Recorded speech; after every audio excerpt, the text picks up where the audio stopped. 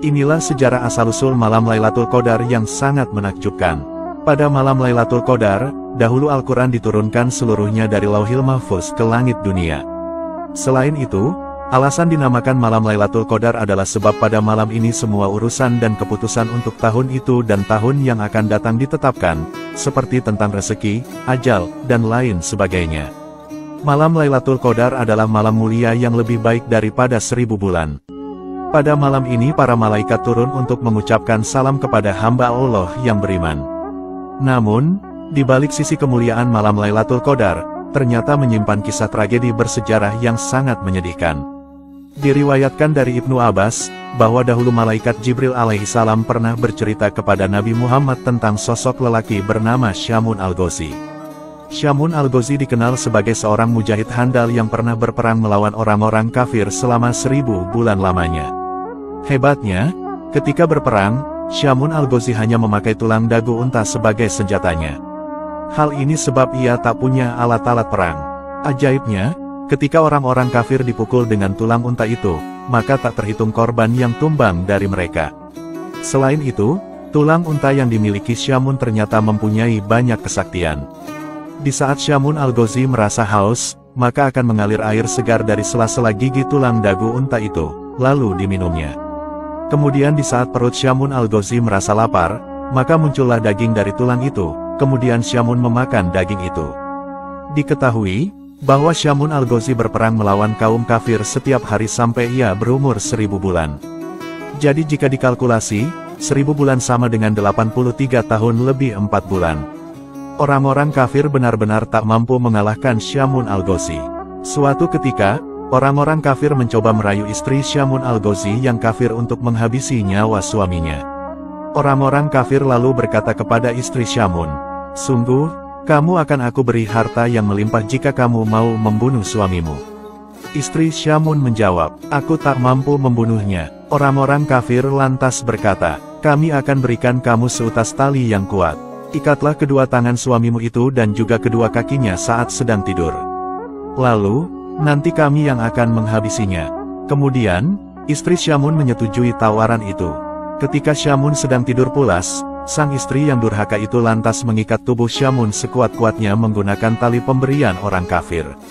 Ketika Syamun terbangun dari tidurnya, ia pun terkaget dan bertanya kepada sang istri, "Siapakah yang mengikatku?" Sang istri menjawab, "Akulah yang mengikatmu hanya untuk menguji kekuatanmu." Atas kekuatan dan kekuasaan dari Allah Subhanahu wa Ta'ala, Syamun lantas dengan mudahnya mampu melepaskan tali-tali yang mengikat tubuhnya itu. Karena hal itu gagal, kemudian orang-orang kafir memberikan sebuah rantai lagi kepada istri Syamun untuk mengikat sang suami. Diharapkan semoga saja Syamun tak mampu melepaskan tali rantai itu. Namun aksi gila itu tetap gagal kembali, karena Syamun dengan mudahnya mampu melepaskan rantai yang kuat itu. Syamun al-Ghazi lantas berkata kepada sang istri, "Wahai istriku, aku ini seorang waliullah. Tidak ada satupun di dunia ini yang bakal mampu mengalahkanku kecuali rambutku ini." Dari jawaban itu, diketahui memang Syamun memiliki rambut yang panjang. Rambut itulah penyebab dirinya tidak bisa dikalahkan oleh musuh siapapun juga.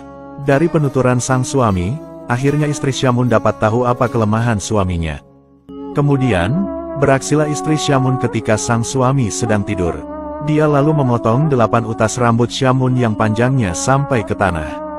Istri Syamun lantas mengikat tangan dan kaki suaminya dengan masing-masing 4 utas rambut. Ketika Syamun al-Ghazi bangun, terkagetlah ia melihat tangan dan kakinya terikat. Ia berkata, "Siapa ini yang mengikatku?" Sang istri menjawab, "Aku yang mengikatmu untuk mengujimu." Kemudian, Syamun lantas meronta-ronta berusaha melepaskan tali rambut yang mengikatnya. Namun, usaha yang dilakukannya itu sia-sia. Syamun tak bisa melepaskan tali itu karena itu adalah rambutnya sendiri. Begitu durhakanya seorang istri yang memiliki sifat buruk kepada suaminya demi mengejar harta dunia. Melihat kejadian itu, istri Syamun yang durhaka lantas mengabari orang-orang kafir tentang kondisi suaminya yang sudah tidak berdaya. Setelah itu, orang-orang kafir mendatangi rumah Syamun untuk kemudian membawa tubuh Syamun untuk dizalimi. Ketika telah sampai di tempat penyiksaan, tubuh Syamun lalu diikat di sebuah tiang. Kemudian, para orang-orang kafir mulai melakukan kezaliman dan penyiksaan kepada Syamun al-Ghazi. Tubuh mulia Syamun kemudian mulai dipotong-potong orang-orang kafir itu. Tidak hanya itu, mata Syamun juga dicongkeli, kedua bibir dan lidahnya juga dipotong sampai lepas. Menyedihkannya lagi, kedua tangan dan kedua kakinya juga dicopoti semuanya. Melihat nasib malang hambanya, Allah Subhanahu wa Ta'ala lantas memberikan pertolongan kepada Syamun. Allah Subhanahu wa Ta'ala berfirman, "Perlakuan apa yang kamu inginkan dariku terhadap mereka?" Syamun lantas menjawab, "Berilah hamba kekuatan, sehingga dapat kugerakkan tiang rumah ini hingga merobohi mereka." Allah Subhanahu wa Ta'ala lalu mengabulkan permohonan Syamun. Allah Subhanahu wa Ta'ala kemudian memberikan kekuatan dahsyat dalam tubuh Syamun. Ketika Syamun menggerakkan tubuhnya, maka seketika itu bangunan bergetar dan bergoncang dahsyat, atap-atap bangunan seketika rontok dan menimpa seluruh orang-orang jahat itu. Seluruh orang kafir yang tertimpa bangunan langsung binasa seketika termasuk istri Syamun yang durhaka. Kemudian, Allah Subhanahu wa Ta'ala mengembalikan anggota tubuh Syamun yang terpotong menjadi utuh kembali seperti sedia kala. Setelah peristiwa menakjubkan itu, Syamun Al-Ghazi lantas masih hidup dan beribadah selama 1000 bulan lagi.